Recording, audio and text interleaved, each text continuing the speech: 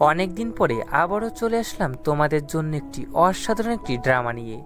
তো আজকের ড্রামাটিতে আমরা দেখতে চলেছি একটি বড়লোকী মেয়ে এবং একটি গরিব ছেলের লাভ স্টোরি।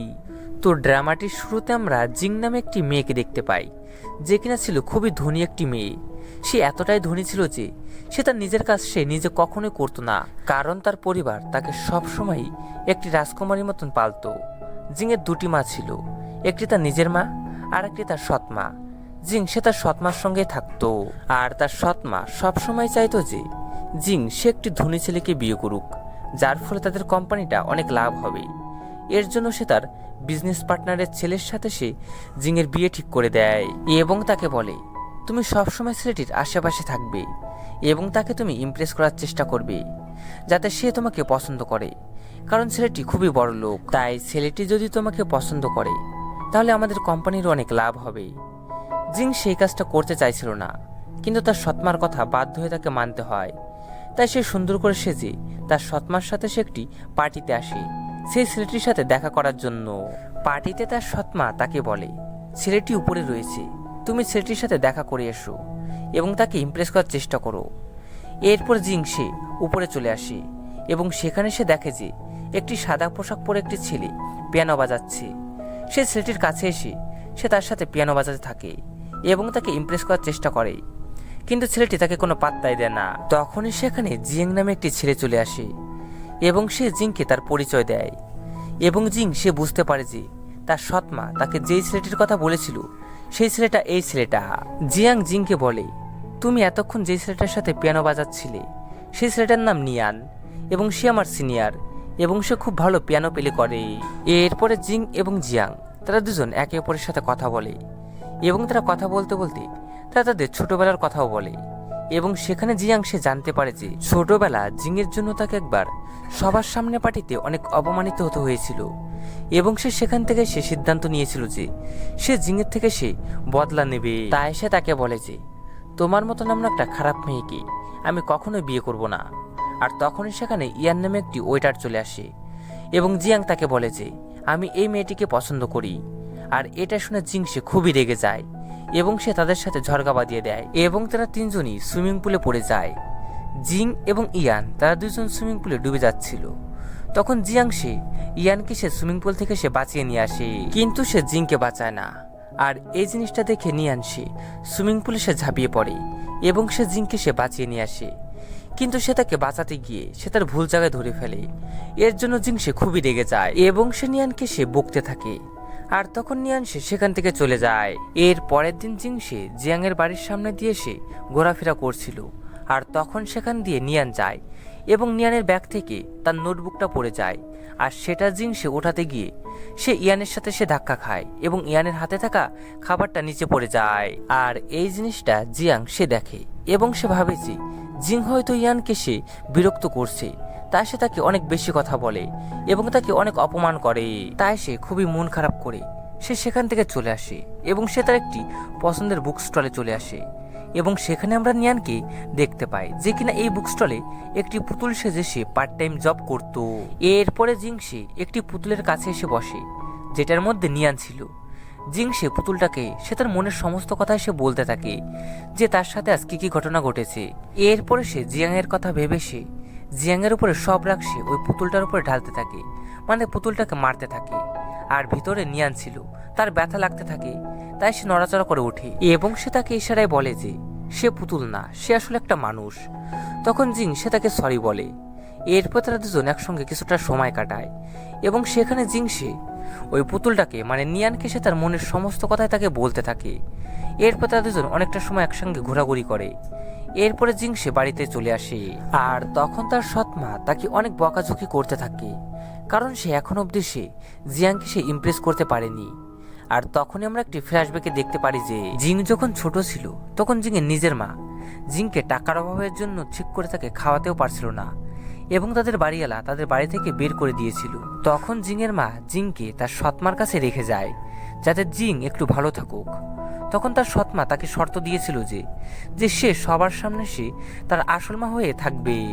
এরপরে সিনটা প্রেজেন্ট টাইমে চলে আসে, আর আমরা দেখতে পারি যে জিয়াং সেও তার ফ্যামিলি প্রেশারের জন্য সে জিংকে তার সাথে কলেজে নিয়ে যায় এবং সেখানে তারা দুজন দেখতে পারে যে ইয়ান নিয়ানের সঙ্গে কথা বলছে।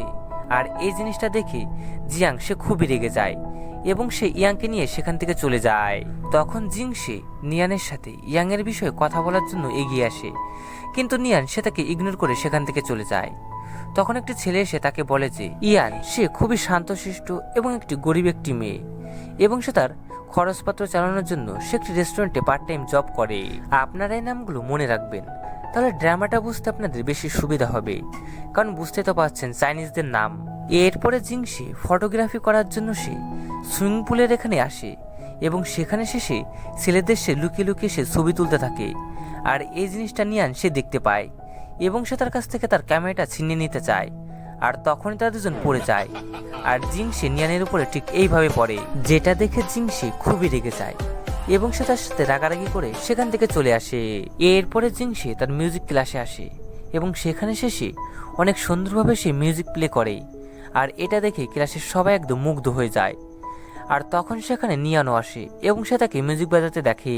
এর পরের দিন জিংসি অনেক সুন্দরভাবে সেজে সে জিয়াংয়ের রেস্টুরেন্টে সে খাবার খেতে আসে এবং সেখানে সে দেখে যে জিয়াংয়ের রেস্টুরেন্টে ইয়ান সে ওয়েটারের কাজ করছে। ইয়ান জিংকে দেখে সে খুবই ঘাবড়ে যায় এবং সে একটি মেয়ের সাথে সে ধাক্কা খায় এবং সে মেয়েটির গায়ে সে খাবার ফেলে দেয়। আর তখন মেয়েটি সে ইয়ানকে সে খুবই বকতে থাকে এবং অনেক অপমান করতে থাকে।